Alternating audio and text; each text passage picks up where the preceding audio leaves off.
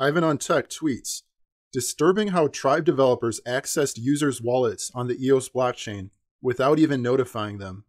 Arguing that this shows why EOS is a superior blockchain is like saying it's not theft, it's a feature in this particular case.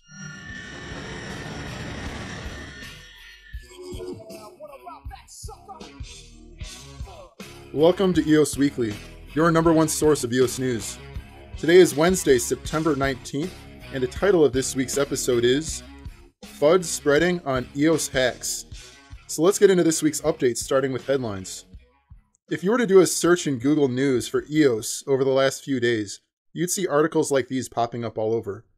1 billion EOS tokens faked to rob decentralized exchange. EOS startup utilizes backdoor to access user wallets, retrieve airdrop tokens.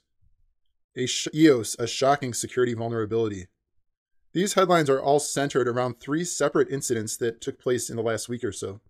And those incidents are the Trybe airdrop, the EOS Bet hack, and the Newdex exchange hack. Let's briefly look at each of these, one at a time, starting with Trybe. On September 11th, Nathan Rempel, a developer at Trybe, wrote a blog post about mistakes made during the Trybe airdrop. Basically, in the first 100 or so accounts of the airdrop, too many Trybe tokens were going out. In some cases, it was upwards of 4 times the desired amount. Nathan explains how they caught this mistake, froze the airdrop, and due to the way that Trybe structured the airdrop, Trybe was able to reverse the mistake. The thing to understand here is that EOS gives dApps the ability to structure their transactions in a number of different ways, and they can be immutable or mutable, as Nathan explains here in his post. Because airdrops are risky due to the volume of transfers involved, Trybe set up their airdrop to be reversible and took advantage of this reversibility when things went awry. TOSHI Times wrote an article on this which had a bit of a misleading tone to it. It said Trybe's developers covertly accessed user wallets to return the tokens without the consent of the users.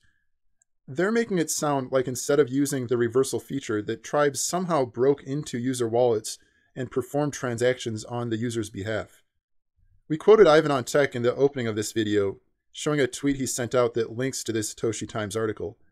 Ivan has been very pro-EOS in the past, but he too is very critical of what happened here with Trybe. Cryptosophy TV clarified the matter on Twitter in their response to Ivan by explaining how airdrops can be set up with this safety feature of making them reversible, and that no EOS wallets were actually accessed. But let's look at what we can learn from this. TOSHI Times and Ivan on Tech do make a legitimate point that it is very misleading to show tokens in your account if those tokens are not immutably yours.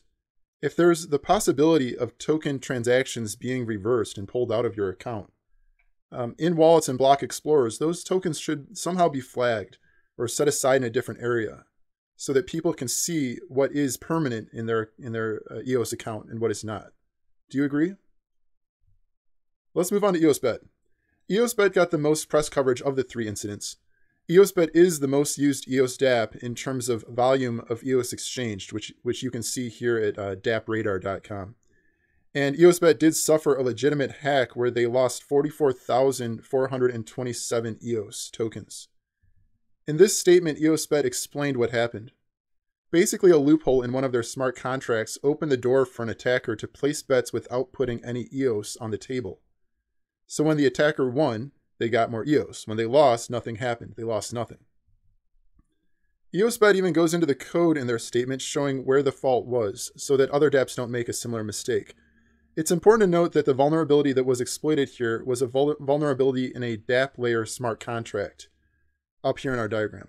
This was not a vulnerability in the actual EOS.io blockchain code, meaning it was not the base protocol layer down here. So this is different from the ramjam attack that we covered a few weeks ago, which was in fact due to a base protocol layer vulnerability. The base protocol layer vulnerabilities are much more concerning because they affect all dApps, where a dApp layer vulnerability only affects the dApp with the faulty code. EOS Bet is back and fully operational, and in their statement, EOS Bet listed out all the steps they're taking to help ensure this type of thing doesn't happen again. And that brings us to our 3rd incident, Newdex. Newdex lost 11,803 EOS tokens, and here's how. In their announcement here, Newdex explained how an attacker falsely created 1 billion EOS tokens, but not real EOS tokens, Because in EOS you can create tokens with any name, the hacker created his own token, but with the same EOS name as our native mainnet tokens. The attacker was then able to exchange their fake EOS tokens for legitimate Dapp tokens, such as IPOS, ADD, ADD, Black, and IQ tokens, IQ the Everpedia token. The attacker then transferred these legit tokens far, far away, never to be found again. Newdex took responsibility for their customers' losses and is reimbursing them. Ethereum World News wrote up this article explaining the Newdex attack. In it, they explain how Newdex doesn't actually use smart contracts, but instead simply sends tokens to a private EOS wallet. If this is true, this should be alarming to anyone using the Newdex exchange. On September 12th, just a few days before the Newdex hack, EOS New York tweeted out a Reddit post describing the exact same thing, that Newdex is not necessarily a real exchange as advertised.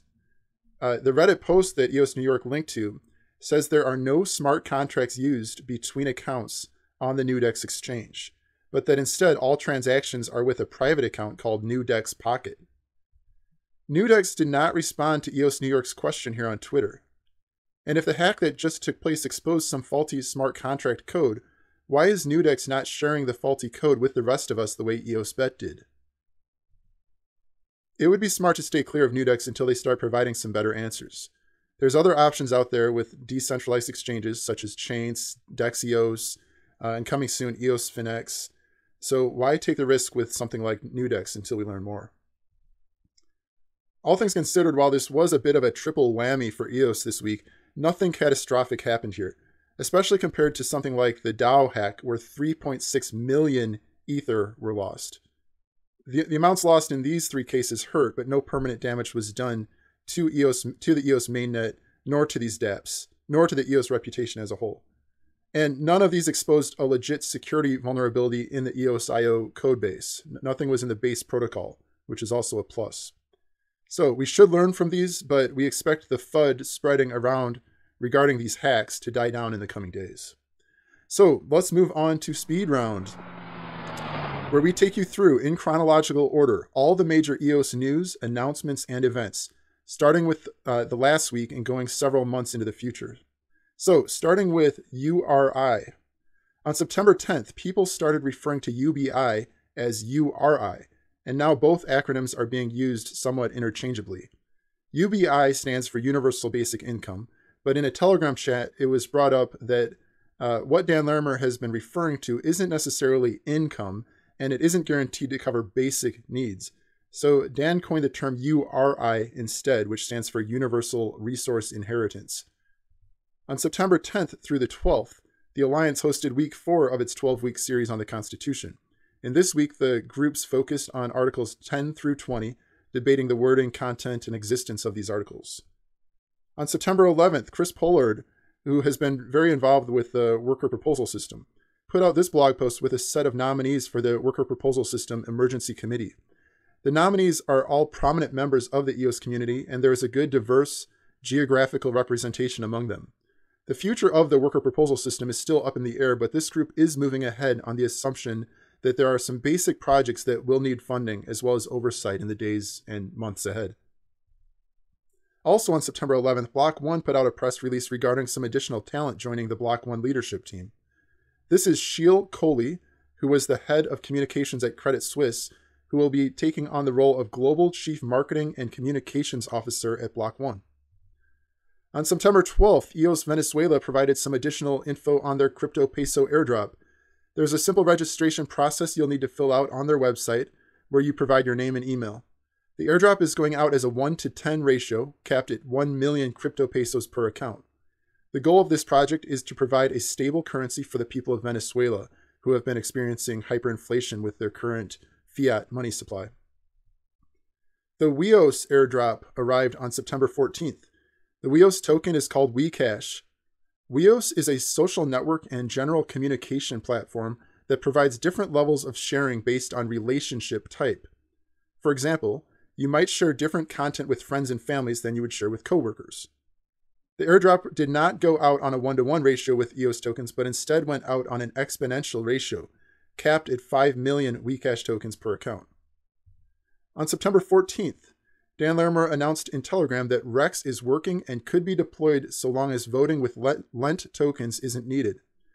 For anyone unfamiliar with this, Rex refers to Resource Exchange, which will enable EOS token holders to earn extra EOS for lending their unused CPU and net resources to the Dapp developers who need them.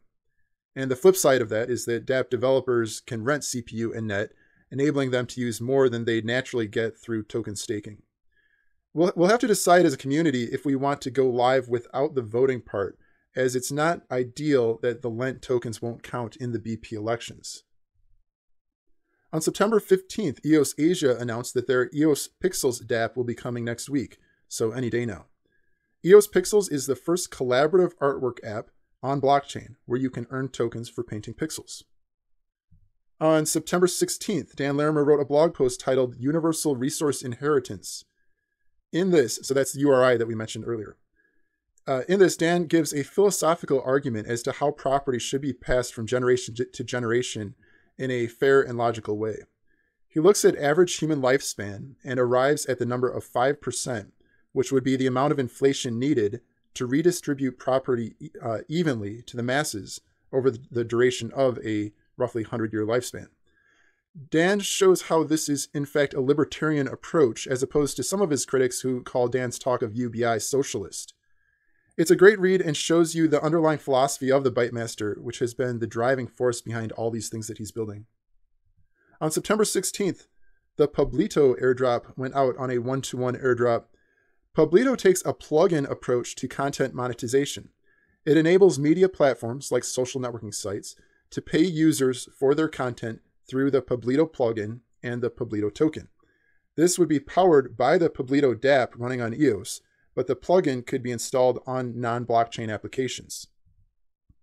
This week, September 18th through the 20th, the Alliance moved on to week 5 of its 12-week series on the Constitution.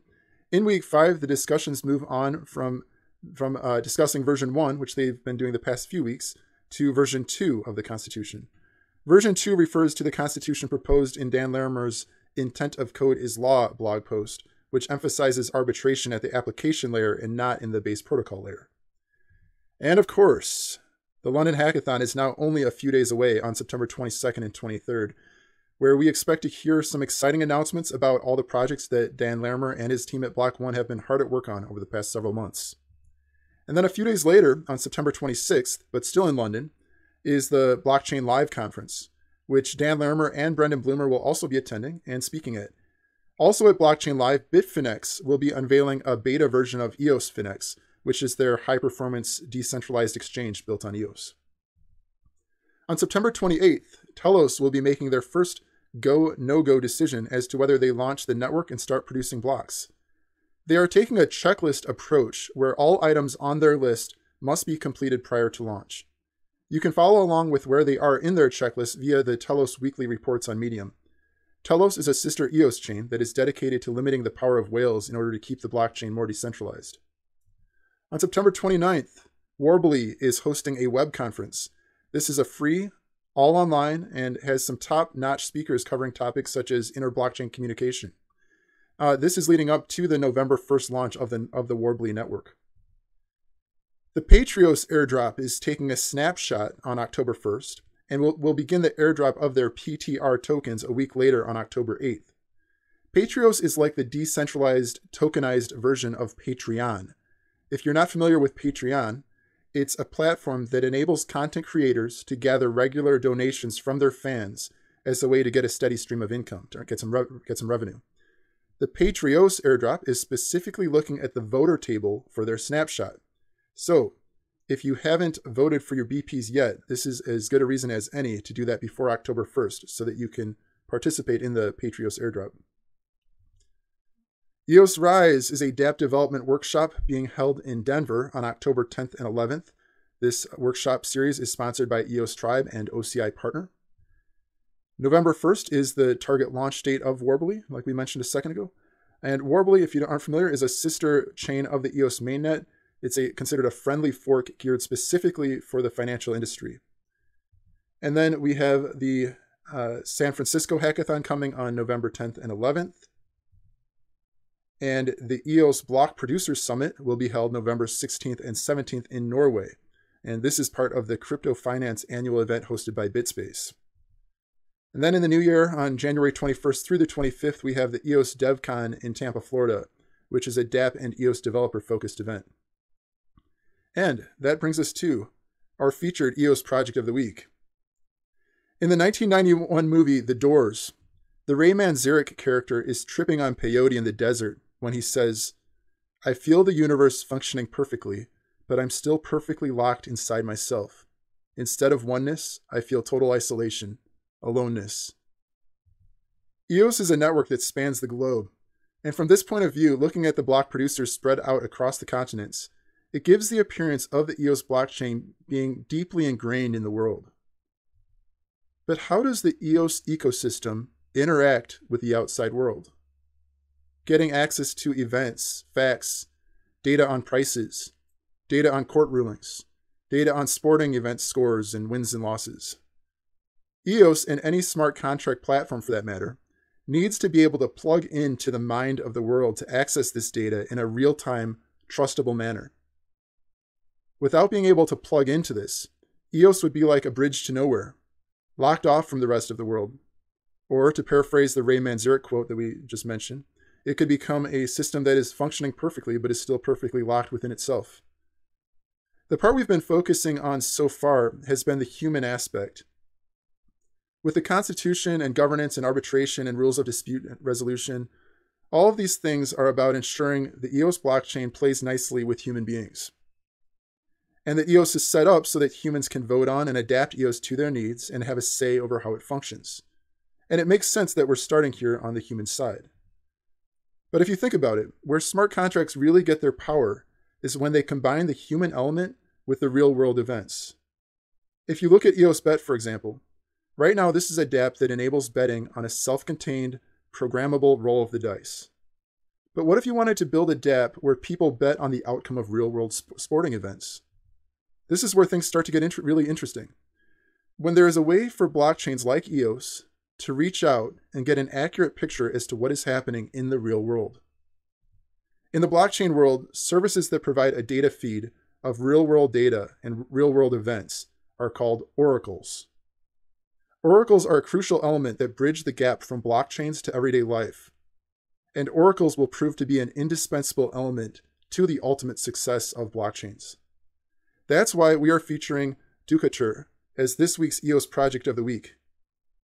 Ducatur is not itself an oracle, it is a framework that enables oracles and blockchains to connect. Ducatur uses tokenization with the Ducat token to enable dApps to make micropayments to oracles as they access oracle data. This sets up incentives correctly so that oracles are encouraged to come into existence and earn revenue for their services. Ducatur is not limited to EOS, but works across other smart contract blockchains, including Neo and Ethereum. And they recently announced that they are adding support for Cardano as well. From the Oracle perspective, this is ideal. Anyone creating an Oracle can use this single framework by Ducatur, and through it provide services to all the major blockchains. Ducatur took third place as at the EOS hackathon in June in Hong Kong. And one of the things to note here is that besides Ducatur making it easy for oracles to get connected into blockchain's ecosystems, Ducatur also provides an oracle reputation system. Because the most important thing with these oracles is trust. How much can we trust the data that these oracles are providing? Because we can make EOS as perfect as possible, but if poor quality data is coming in to feed the EOS smart contracts, that quality of data becomes the bottleneck in our system. So having a reputation system is a crucial aspect of this overall Oracle framework being created by Ducatur. Congratulations to Ducatur and their multi-chain Oracle framework for being featured this week's EOS Project of the Week. If you would like to nominate a great EOS project to be recognized here, please ping us on Twitter. Our Twitter handle is @EOSWeekly. That's it for this week's episode of EOS Weekly. Please like and subscribe if you found this content informative and you want to continue to stay current on EOS as this revolution unfolds. Thanks, and we'll see you next week, right here on EOS Weekly.